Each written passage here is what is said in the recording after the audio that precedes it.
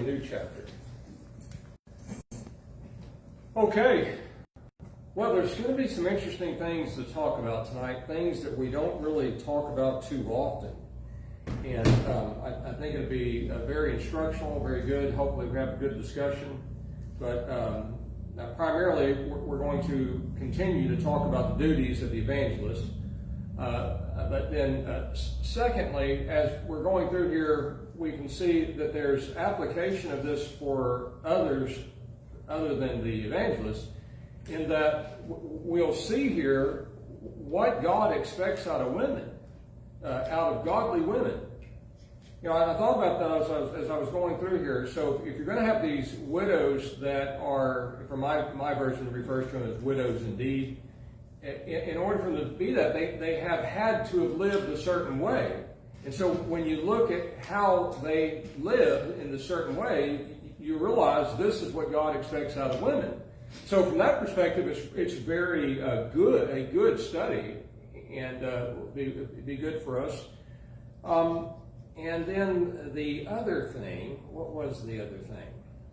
There were three things I wanted to start off with, and I forgot the third. All right, well, let's get moving into the text here. By way of reminder, Paul has repeatedly stated that Timothy is to do these things. He says, these things command and teach. So it's like this common denominator. So I've made this list so far of 9 things related to that, and then we'll see another one tonight. So he says, first off, we noted that the evangelist was to admonish the church to not teach different doctrines or put their faith in fables or genealogies, admonish Christians to abstain from works of the flesh, teach the church to pray for civil leaders that they may have a peaceful environment to work, study, and teach the gospel, teach Christian women to keep their proper place in the church with modesty, teach the qualifications of elders and deacons, expose error, labor to perfect the saints in godliness, be an example in language, kindness, devotion, integrity, behavior, and purity, and spend quality time in reading, studying, and presenting the mysteries of truth to the local church. Right? So those are 9 things that Paul has given specifically to Timothy as the evangelist, which those are all good things for everybody. Now, we get to chapter 5, and we're going to talk about the issue of widows within the church that have needs. And in this discussion, that was the other thing, the third thing. In this discussion, we will see how it is that God expects us to be stewards of the treasury. You know, what do we spend the money on? Well, 1 Timothy chapter 5 reveals just about everything, really. I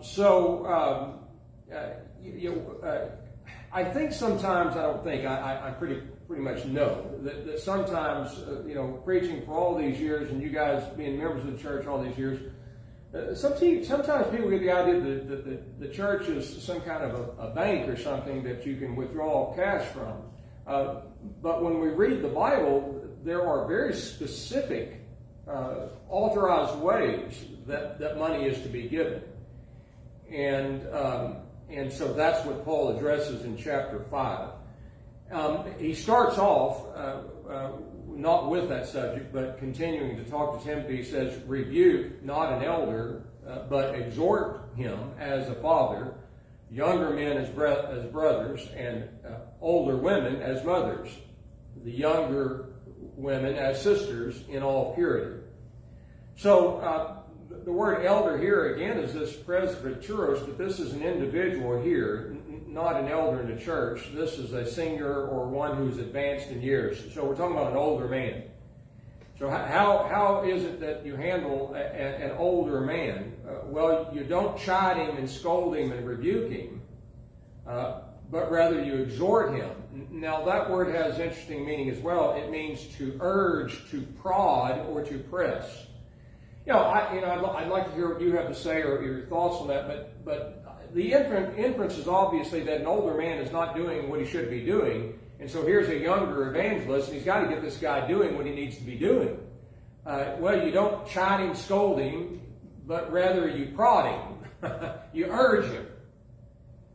I would say, as I read through that the idea is use a little wisdom and have a little respect for somebody who's a lot older than you. That's what I get out of that. And basically says that you do this as a father. So, you wouldn't come up to your father and just scold or chide your father. That wouldn't be very respectful. But if your father needed to do something, and it's obvious that there's got to be some urging and some prodding in a wise way. And so the same thing with younger Christians.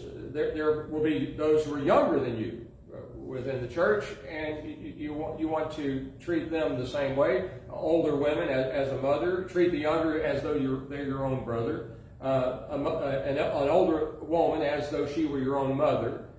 And younger sisters, and he says, in all purity, which is the idea of being innocent and blameless. So however you're going to handle the situation, you've got to remain innocent and blameless. And then in verse 2 he says, honor widows. Now this is where he gets right to the subject that will be our predominant discussion this evening. Honor widows that are widows indeed.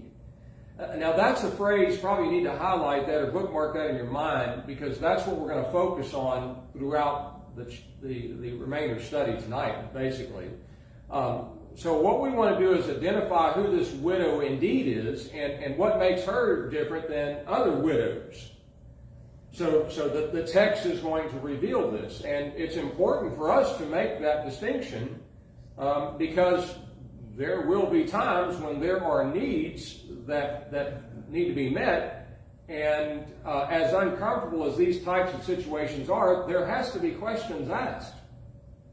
So if there is a widow who's in need, we're going to see that the very first question to ask is, do you have family to take care of you? And we will see in the text that it is their responsibility, and later at verse 16 you say, do not let the church be burdened. So family needs to take care of family. And I'll use my own self as an example. My mother is a widow. She has needs. Whose responsibility is it? It's mine. I need to meet those needs.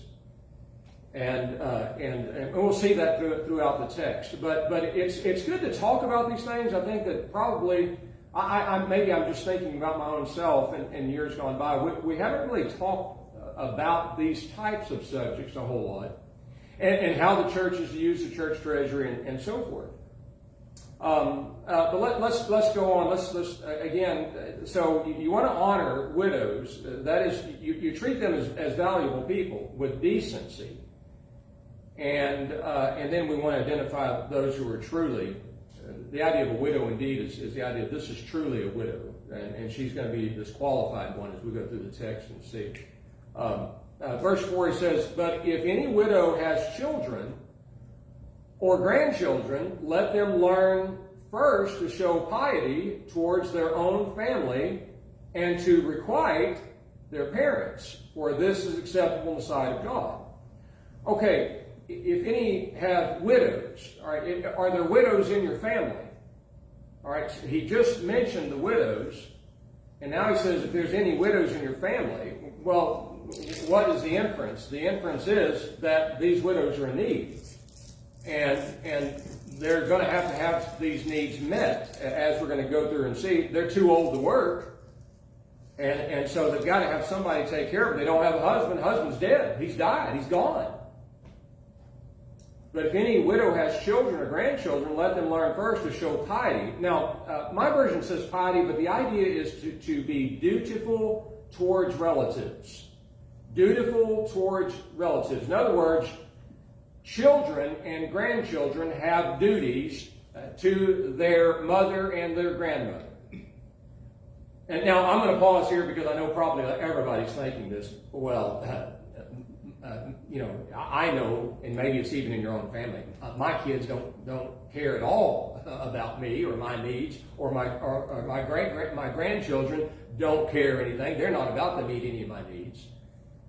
Well, again, these are God's instructions to Christians. So as we are studying as God's people, and so I have a mother who is a widow, so these instructions apply to me. And I don't have a grandmother anymore. Both my grandmothers are gone now. But I do have a mother. And so, you may have a mother, you may have a grandmother. And the point is that you have a responsibility to those people, to your mother and to your grandmother. You're the duties of them, to your own family. And it says, and that duty is that you requite your parents. And that's, again, this is the idea of the obligation. I'm just going to read to you the definition of that word requite. The obligation to compensate or give back what has been received in relationship to the parents. This is acceptable to God. This is what He wants. Now, I ask you the question: if that's the case, and this is the inspired Apostle Paul saying this, that your obligation is to compensate or give back what has been received. So what do? We think about, as we're growing up, what did Mom do for us? What did Mom and Dad do for us? Well, they took care of us. They bought us groceries. They took us to the doctor. They took care of us. And now they're old. And they need you to do that for them. And that's biblical. That's the expectation of God. We take care of our aging parents and our aging grandparents. That's acceptable in the sight of God. All right, any thoughts before we move on? Okay, so at verse 5 then, he says, now she that is a widow indeed, and desolate, has her hope set on God, and continues in supplication, prayers, night and day. So again, we have this phrase, this word, widows indeed. I'm not sure what everybody else's versions say. Mine say widows indeed. Really? It says really. So she's really a widow, and that's really, if you looked at a sterile definition, that's it. Truly or really. So she's really, or she's truly a widow, and so, but this true and real widow has to meet these qualifications that are outlined in chapter 5 here. Now, one of the things is that she's desolate. My version says desolate, and that's the idea that she's alone. She's single, so she has nobody. And so this widow indeed is in a situation where she doesn't really have anybody to help her. And she has her hope set on God and continues in supplication, prayer, night and day. So this is a woman of faith. And she prays. She prays in the morning, she prays in the evening. And she's mindful of the things of God. She hopes in the promises of God. She lives this way, as we're going to see even further. But what is he doing? He's painting a picture here of this woman that is to be supported from the church treasury, is what we'll eventually get to. Did you have your hand up? Yeah. I was just going to say, it seemed to me like this, what we're reading here is what was laid out in Acts 6 for these men to turn their attention to. So the apostles would get themselves over to spread the word of God. Well, these men, they go out and ask these questions, and they find this and verify everything, so the church wouldn't be charged. Yeah, excellent. And that's the example. If you didn't hear that, so in Acts chapter 6, starting at verse 1, the apostles set aside 7 men, deacons, to take care of the widows in the church. So there would be widows, and as we'll see, go through the text here this evening, that would be enrolled as widows indeed, and they would be taken care of by the church. And that's a great example, Acts chapter 6. And it sounded like they were, of course, the church in Jerusalem was enormous, thousands and thousands of people. So you imagine there's going to be a lot of widows in a congregation like that. Every church has widows. We have widows with us tonight, of course. Okay, but she's a very spiritual person, is what we're seeing so far. A woman of hope. She prays. And verse 6 it says, but she that gives herself to pleasure is dead while she lives. Okay, so that word but is often a conjunctive particle that is oftentimes rendered whereas or on the other hand. So on one hand you have this widow that is godly, puts her hope and trust in God. She prays often, morning and evening. But on the other hand, you have this widow that gives herself to pleasure. And that's all one word. Again, I'm looking at the American Standard Version, but gives herself to pleasure is all one word in the Greek. And it means to live luxuriously, voluptuously, given to spent or in employment of luxury, pleasures, or sensual gratifications, greed, lust, and nastiness. I'm just reading the definition. So she's given herself to that.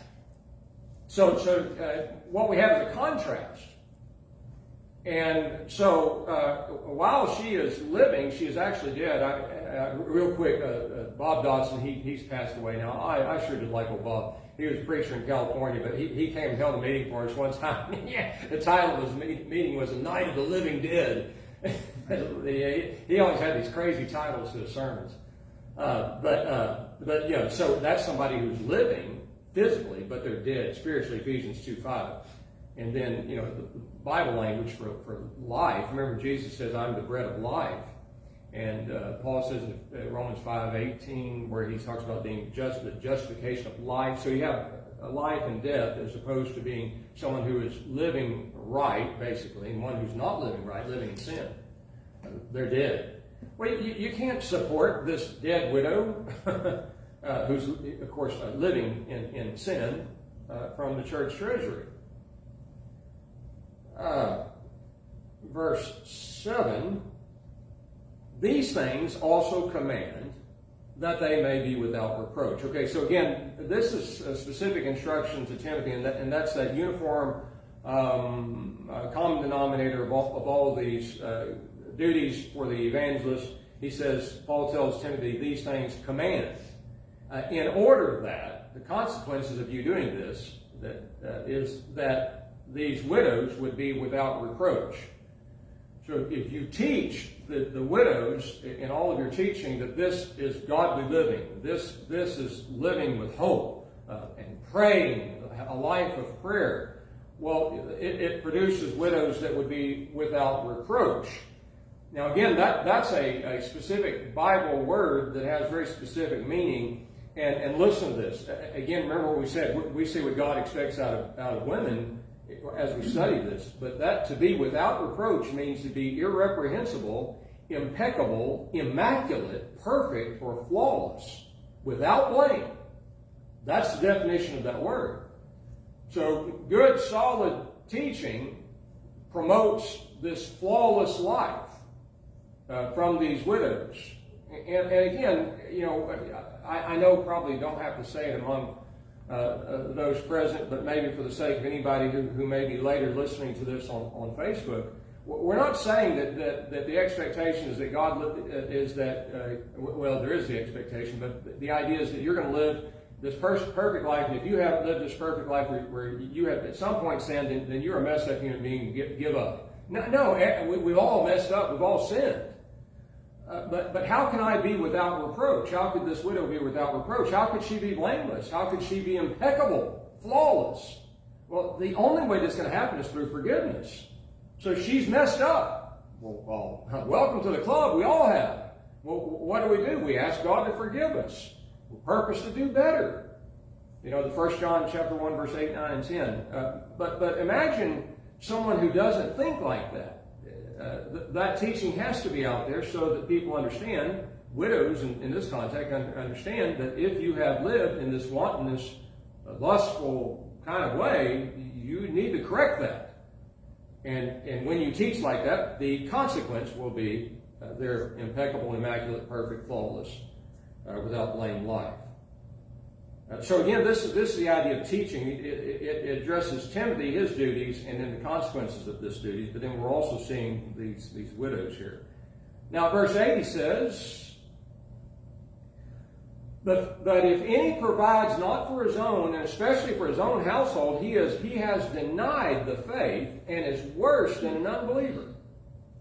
Okay, so contextually then, remember what we said. You have widows, and they have children, and they probably have grandchildren in some cases.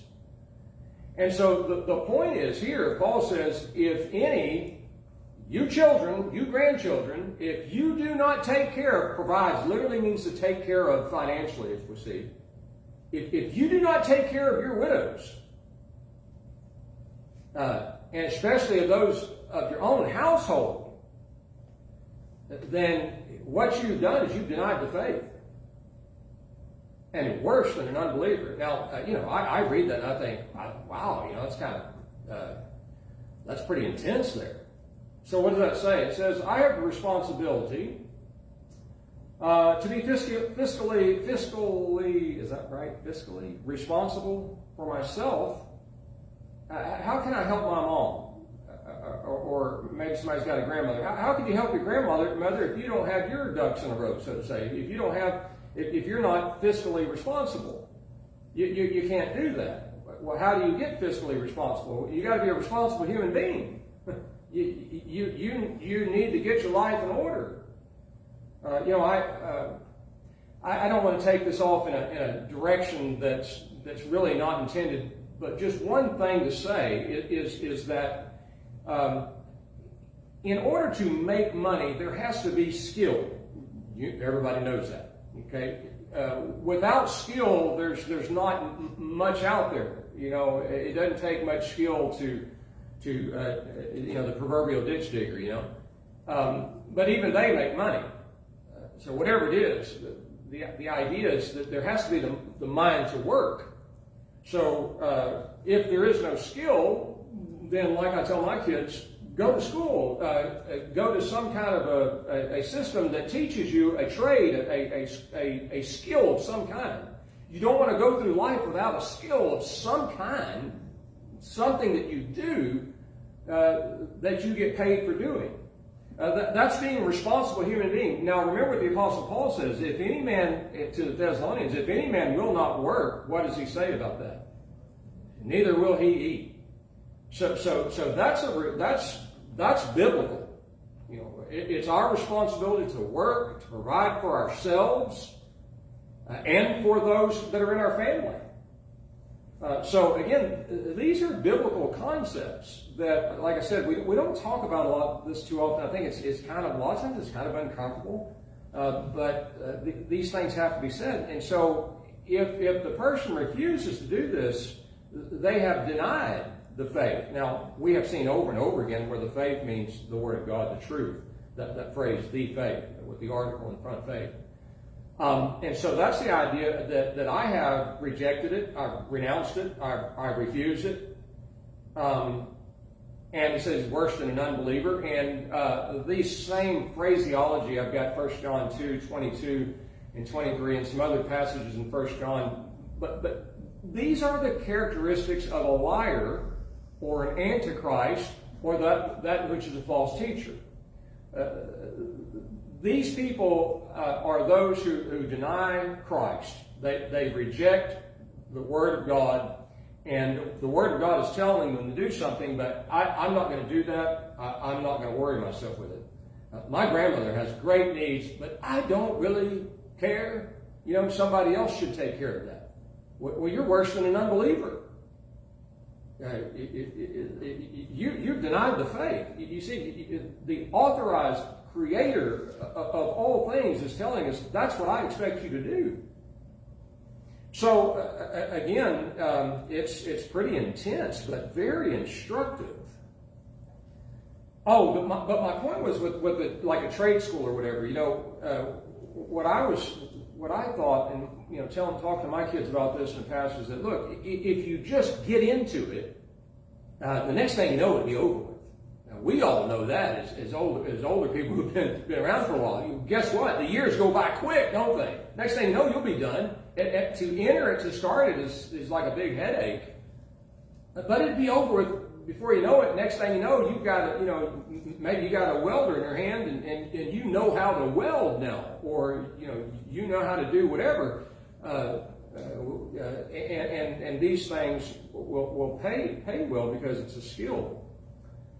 But fascinating, I know. Now we go to verse 9, and so here's where it gets kind of interesting. And I open it up for discussion. Love to hear what you have to say.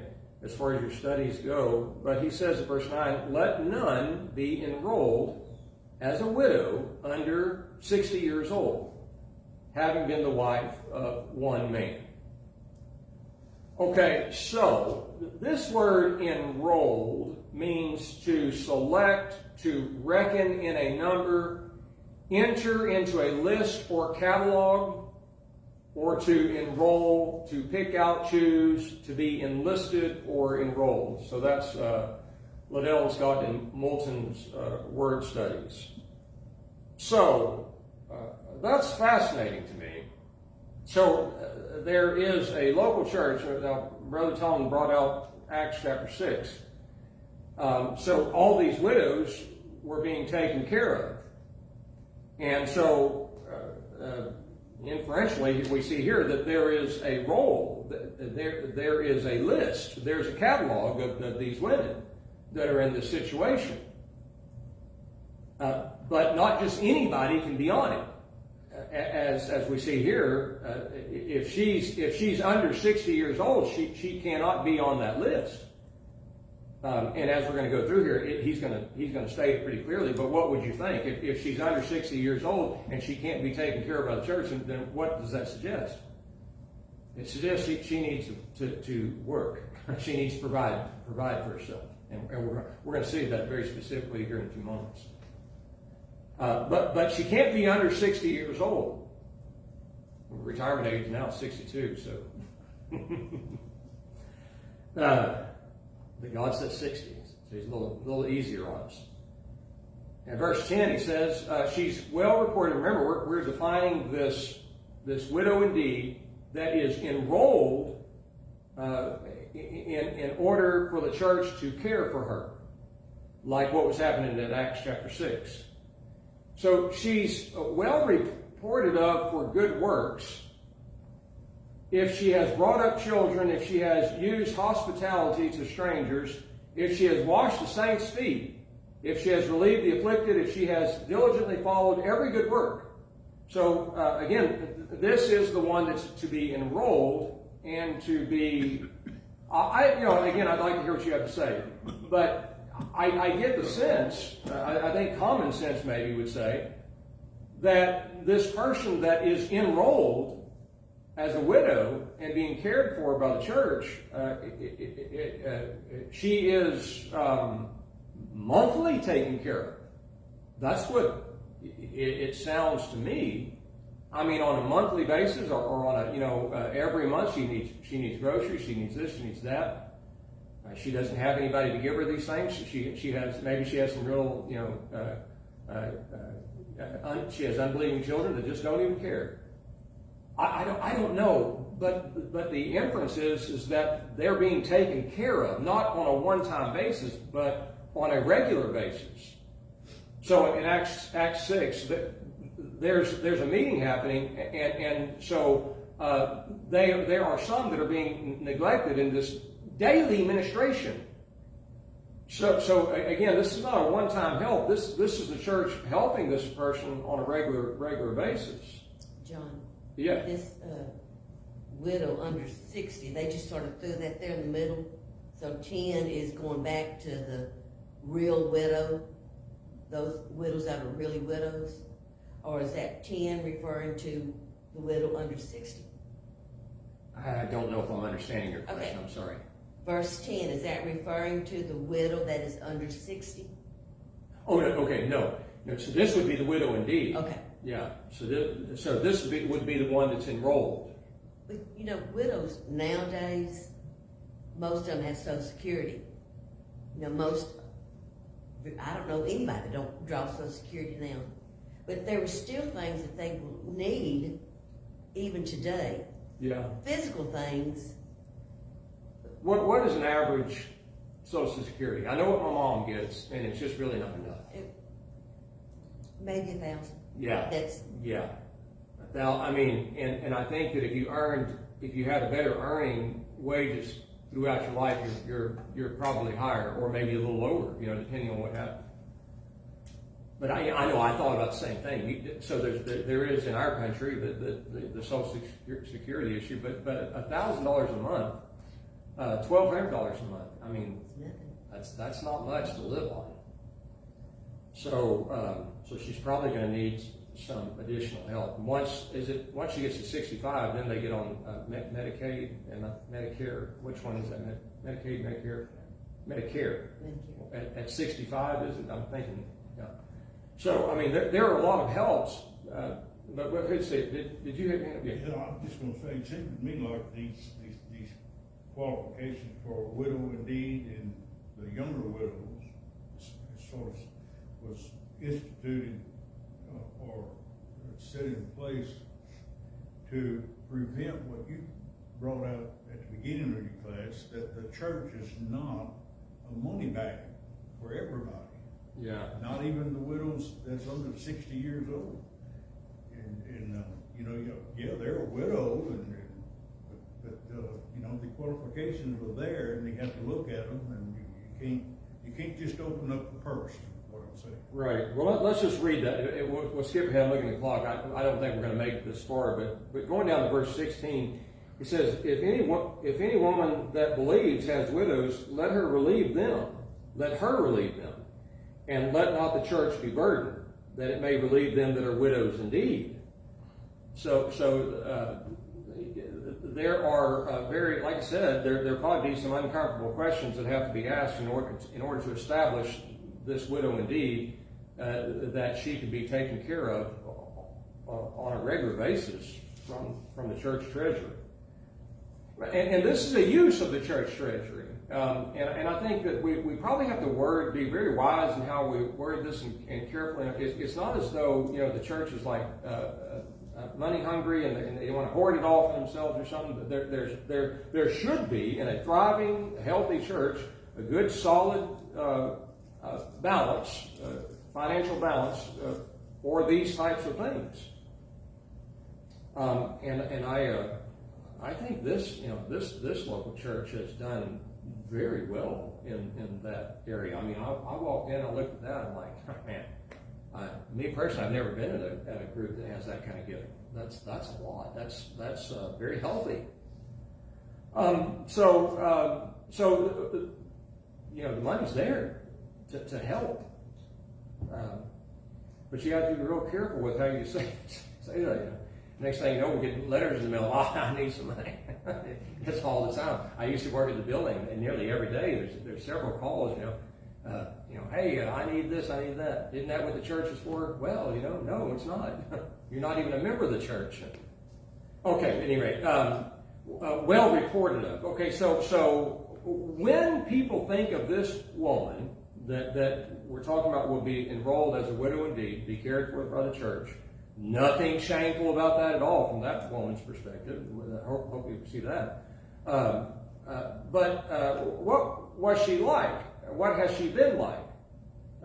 If you talk to somebody else, would they say, well, you know, the report of Sister So-and-so is that she is a very godly woman. She brought up children to the very best of her abilities. She has always been hospitable to strangers. And she has relieved the afflicted, other people who had need. She when in her heyday, so to say, she helped people that were in need. And she has diligently followed every good work. Now, if you're reading carefully, you notice I skipped one, so I want to go back to that. But it says that she washed the saints' feet. And that's fascinating. It says something about this woman, but also it says something about, like I said, what are the expectations of God? Now, we know the story of Jesus washing the disciples' feet, but what would you say about that? I mean, you know, today, well, Andre, did you wash Kenneth's feet? You know, I mean, you know, okay, what are you talking about here? What is he getting at here? And what was Jesus getting at when he washed the disciples' feet? It's the idea of being humble. Okay, I don't think I'm too, you know, to put it in layman's terms, I don't think I'm too big for my britches to help you out. You've got this help. Yeah, you got to use wisdom on the things you do. Some of the stuff, you know, when you're dealing with elderly people, you know, it's like, man, you know. I told Casey, a lot of times I don't have the stomach for some of this kind of stuff, you know. But there is very lowly kind of things to do, and your thoughts are, I'm going to help this lady, or I'm going to help this man or whatever, this family that has this need, and I'm not above doing that. The King of God's kingdom did that. I think that I could do that. So again, these are qualities about this woman. In verse 11 it says, "But the younger widows refuse." Okay, so those under 60, the younger widows refuse. That's the reject. You do not enroll them. For when they have waxed wanton against Christ, again, that's all one word, and that's the idea that they're being obstinate, they're being stubborn. And it goes back to verse 6, where they're oftentimes given to pleasure. This is not the universal case, but these are things that Paul's talking about here. He says, you do not enroll them. For when they have become obstinate towards Christ, they desire to marry, having condemnation because they have rejected their first faith. So the younger ones may have a tendency to do that, but we've got to keep reading to understand exactly what he's saying here. In verse 12, I went too far. No, verse 13 is where we're at. And withal, they learn also to be idle, going about from house to house, and not only idle, but tattlers, also in busybodies, speaking things which they ought not. Okay, again, I'm looking at this. If I'm a young lady or under 60 years old, I'm saying this is what God expects. First of all, notice that he says that they are to not be idle. Sorry, I got to get that out. They're not to be idle. Now, my version says idle. Okay, so I look up this word and I find it very fascinating. It means unemployed, living without labor, or unenthusiastic about labor. Okay, so we just say, well, let's just put 2 and 2 together. This woman's under 60 years of age. And Paul says, you do not enroll her in this. She should not be taken care of by the church treasury. She should be laboring. She should be working. And I know that a lot of I know ladies that are working into their 70s, and still keeping up. And then things happen though. Sometimes things happen and people are just not able to. A health issue comes up and it whacks them out in life, But here he says that it very specifically uses this word idle. They're unemployed. Which, if you go over to the book of Ruth, it's a great commentary on this chapter, because Ruth was the worthy woman, and what did she do? She worked hard to take care of Naomi, who was her mother-in-law. So, her mother-in-law was a widow, remember? And Naomi worked really hard to take care of her.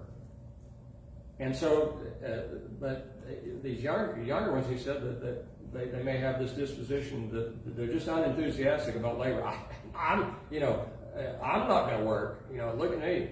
But boy, study about the worthy woman. In Proverbs 31, the worthy woman, boy, she was a workaholic, burning the midnight oil, candle on both ends. Well, they go from house to house, he says, and not only idle, but he says they're tattlers, which means that they're gossiping. So, and busybodies. They're meddling, and that literally means to meddle or interfere in things that are other people's affairs. So rather than laboring and getting some money to support yourself, you don't have anybody. You're there alone. And I know that you ladies are doing that. You're working and taking care of your needs. But there are some that instead of doing that, they don't want anything to do with work. And so what do? They spend their days gossiping and meddling in people's affairs that they have no business meddling in. They got 2 more minutes, looks like. So we go to verse 14. He says, I desire, therefore, that younger widows marry, bear children, rule the household, and give no occasion to the adversary for reviling. Okay, so we may remember back at 1 Timothy chapter 2 and verse 15 that we brought this verse into view there. And I'm going to go ahead looking at the clock here. it says basically right at 45, and I want to spend a good amount of time talking about this ruling the household. Because remember, it was in the qualifications of the elders were said to rule their household. But then Timothy says here about these women that you get married, bear children, and rule the household. Give no occasion to the adversary for revival. So we got to make sense of that, don't we? We've got to define some terms and look at the consistency of how this is used and understand what he's saying. Okay, and maybe a couple of seconds left.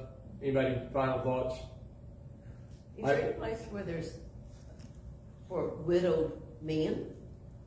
You know, I thought the same thing as I was going through this, and yeah, no, not that I saw, not that I know of. You know, just tough luck for us guys. No, but I would suppose that the children should take care of their aging father as well. You know, any other thoughts of Ronnie? Well, I was blessed with many widowed aunts who drove everybody in the family nuts. You know, I mean, we had to find something for them to do because they were going from house to house and they had no husband to take care of. They lost interest because there was no reason to do it.